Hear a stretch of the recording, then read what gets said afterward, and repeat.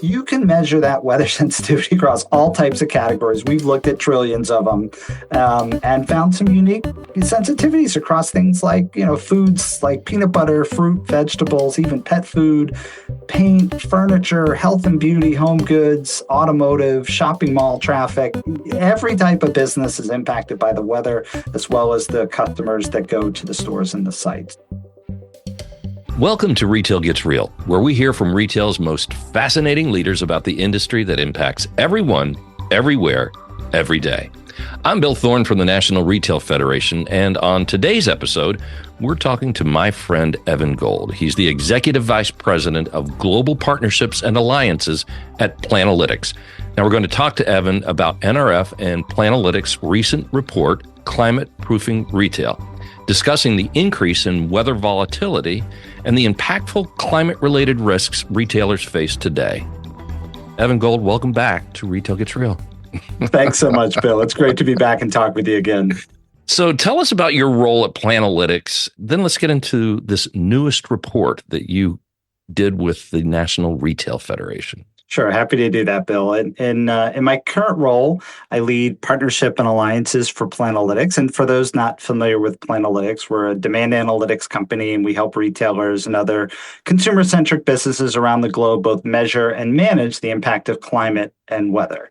So on a day-to-day basis, my role, and as well as members of our team, we collaborate with technology partners, consulting firms, data partners, so that our customers can quickly gain value from our weather-driven demand analytics, do so at scale across an organization, technologies, and processes. So in addition to that, partnerships and alliances also works with industry leaders, which includes universities, as well as organizations such as the NRF, of which we've enjoyed a long-term partnership and really enjoy collaborating together on various projects and thought leadership activities. And we've done a number of activities together, Bill. We are really excited about this latest research report that we put together. As you said, it's titled Climate Proofing Retail, available for download on nrf.com/research, as well as planalytics.com.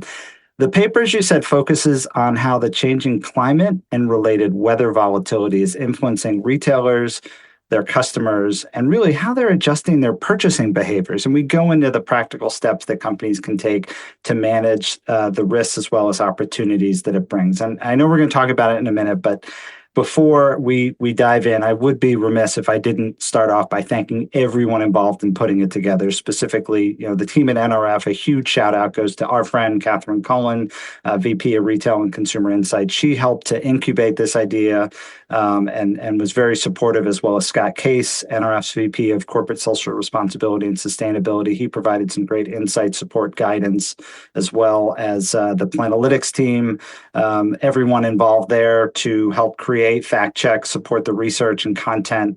As you can imagine, Bill, there is a lot of effort, coordination, collaboration, and partnership, and we are very grateful to the NRF and everyone involved, and extremely proud of this paper that we put out together. Certainly takes a village. So, I don't think people really think about weather when it comes to impacting retail, and it plays such an important part in how retailers can successfully, conduct their business. And it has so many different aspects. I mean, you think about the supply chain, probably number one, but also, store closures, electricity, big storms. I mean, all of these things together, this has got to keep retailer CEOs, supply chain officers just awake at night, wondering what's next. Why is talking about weather's impact on retail so important right now? Yeah, that is a great question, right? Start with why. For starters, climate and weather-related variability has a huge impact, as you said, on retail. In our study, according to the American Meteorological Society, over 3% of all retail sales are directly affected by changes in the weather. That's over $1 trillion today. And however, recent changes in climate and increasingly volatile weather has resulted in a lot more pronounced impact. So weather volatility, it's the most impactful climate-related risk that retailers face today. No other external variable has an influence on consumer demand as frequently, directly, or meaningfully as changes in the weather. That said, climate risk, weather-related sales volatility, it's the least understood, least measured, and least Yeah. acted upon external factor that affects retail performance. So this paper is really to highlight, some strategies and tactics that retailers of all sizes, channels, and sectors can do to manage the impacts. Yeah, you think about I always refer to them as the bigs, the mids, and the smalls. The bigs, I've seen some of their operation centers that they have for weather events, things that do impact their stores in communities that are hit by, like tornadoes or, again, the supply chain, if there's a typhoon or a hurricane. But the mids and the smalls, I think that, they're the guys that are really just, out there, and being prepared is the most important thing that they can do. I mean, there's not much more they can do than be prepared. And these kind of reports, this kind of research, I think really does help them prepare in a way that the bigs and some of the mids do on a day-to-day basis, because they have both the resources and the impact in the communities that they serve. But what are some of the different ways that weather impacts retailers? I mean, we've talked about the supply chain, but I mean, like the big weather events, or even just the everyday changes in weather. Like, one day when it's 78 degrees with low humidity, and the next day it's 112, feels like temperature in the middle of a big city. Sounds like you're speaking from experience. I am. I definitely am, especially today. Yeah, exactly. There's a lot of ways. When retailers think about weather, you're right, they often do map to the extremes. And you're absolutely right. The climate and the changing climate is driving more volatile weather. It's just as an example, here in the US, we have $1 billion weather disaster on average every 3 weeks. Wow. Right? In comparison, back in the 80s, it was once every 4 months. So you are right. The weather is a lot more volatile, right? The 9 of the top 10 warmest years on record have occurred since 1998. We're getting more frequent rainfall, extreme rainfall events. So tornadoes, hurricanes, even heavy or deep freezes, all of these factors are having an impact on consumers, their purchasing habits. But like you said, Bill, considering all of that, interestingly, and this is really important, over 90% of the sales volatility that a retailer experiences comes from the day in and day out changes in weather, and not from those extreme events. Is it because how the consumer reacts to the weather? Is it, I mean, how, when we say that those everyday shifts have an impact, I mean, what is that impact? I mean, it's not big, but it's got to be, little things that add up. Yeah, obviously the weather happens every day. The extreme events don't. They just get magnified by the media and everyone carrying around smartphones. But the everyday weather, like you were just talking about, the extreme heat and its changes, that's influencing us all every day, whether we recognize it or not. The influences, they do change by sector. For some sectors of retail, the sales actually get accelerated, especially for like need-based products. If you think about people going in for groceries or into supermarkets or mass merchants, convenience stores, right? So they will often see a lift and accelerated sales in advance of weather conditions. For others, it's a net positive. They actually wind up with increased sales. So think about DIY stores or home centers in advance of a storm. Certainly people go in and they're buying all of those activities, and on the back end to do some cleanup. While some, unfortunately, sales wind up getting lost, right? They're not able to be made up. So that's especially true for restaurants, right? If you go out to your favorite lunch spot and you don't go because of the weather. Because it's 112 feels like temperature outside. Yes, right. I know exactly what you're talking about. The next day, you're not going to buy 2 lunches, right? Those sales are absolutely lost. They are not made up. And then sometimes the sales wind up just getting delayed, right? For discretionary things like apparel or home decor, other specialty retail, they may get disrupted, but ultimately those sales come back. But again, from a retail perspective, even if the sale is made a week or a few weeks later, there are some margin implications. So there's profitability impacts there too. So there's a lot of different nuanced influences based on the type of business.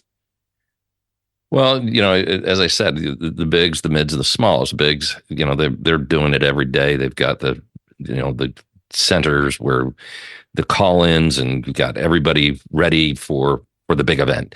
How should all retailers, however, I mean, if you look across the board, be thinking about managing their businesses in light of the weather's impact, and especially today as we're seeing these extremes in climate changes?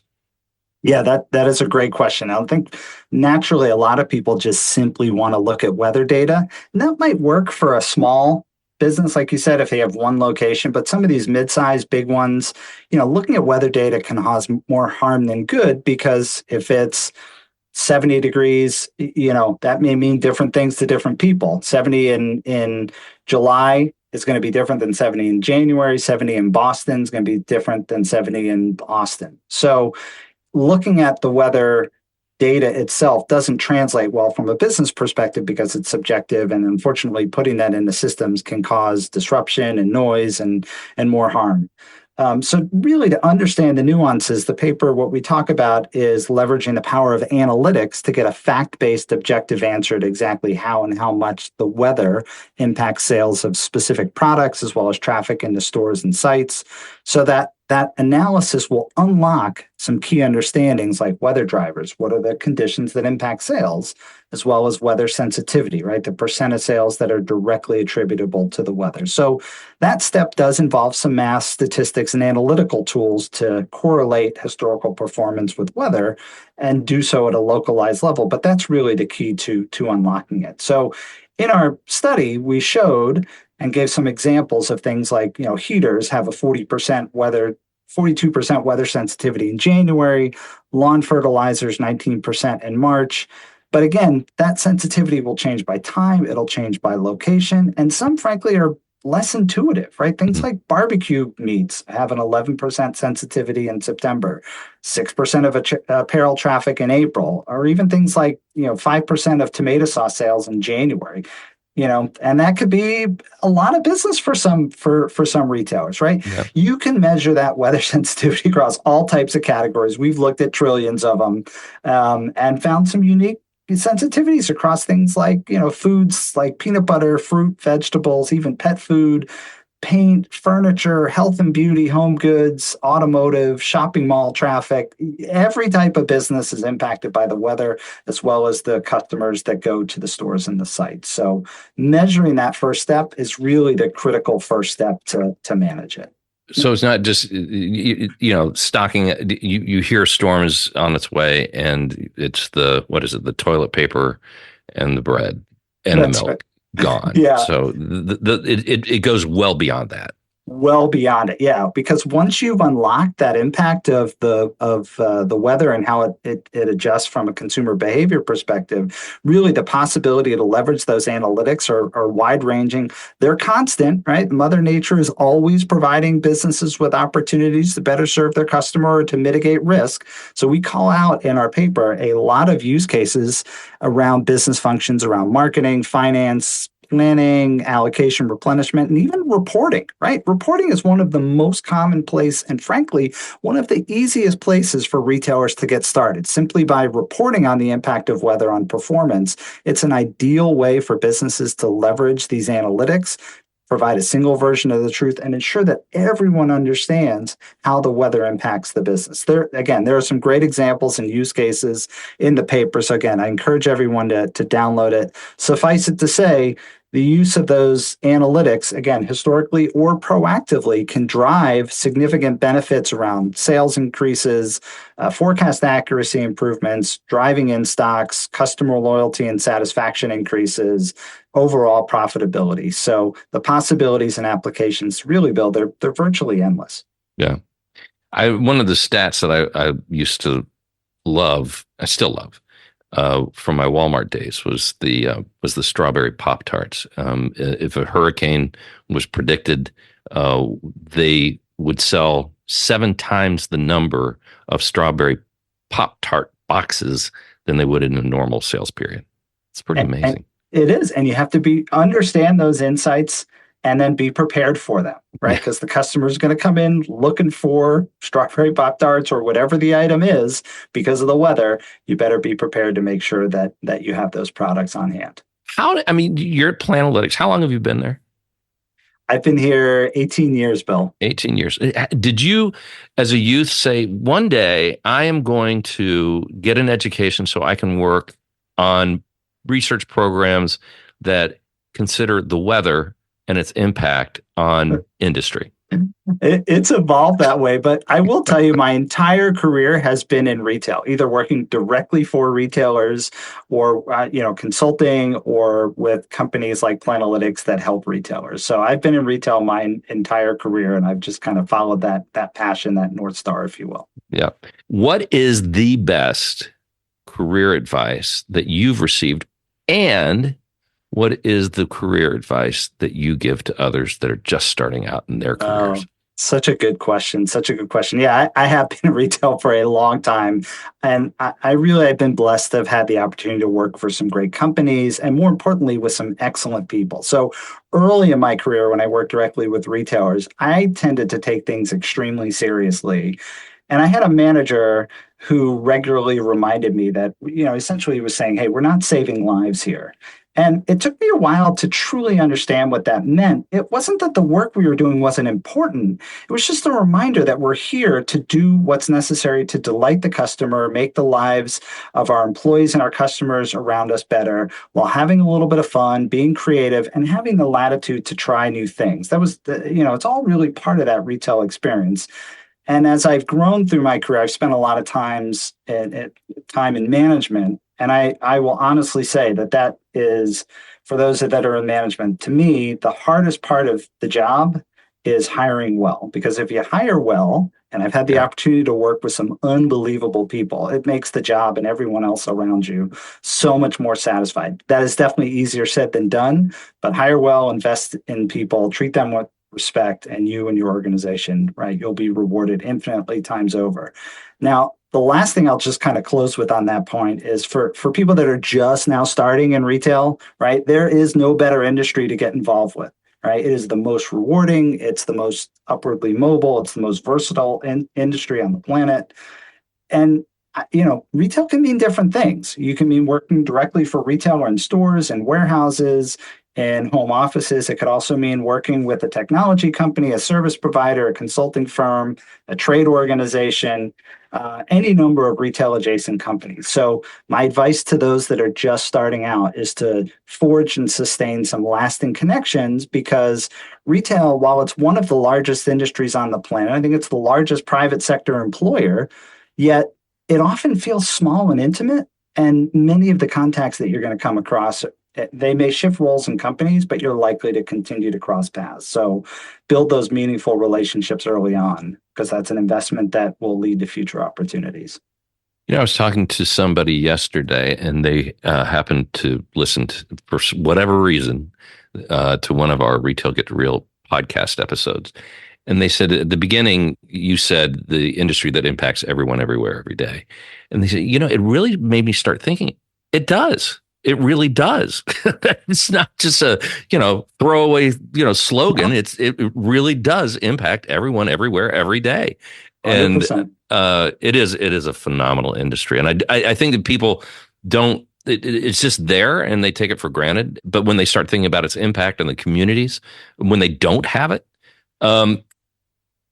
speaking of retail, what excites you most about the future of this industry?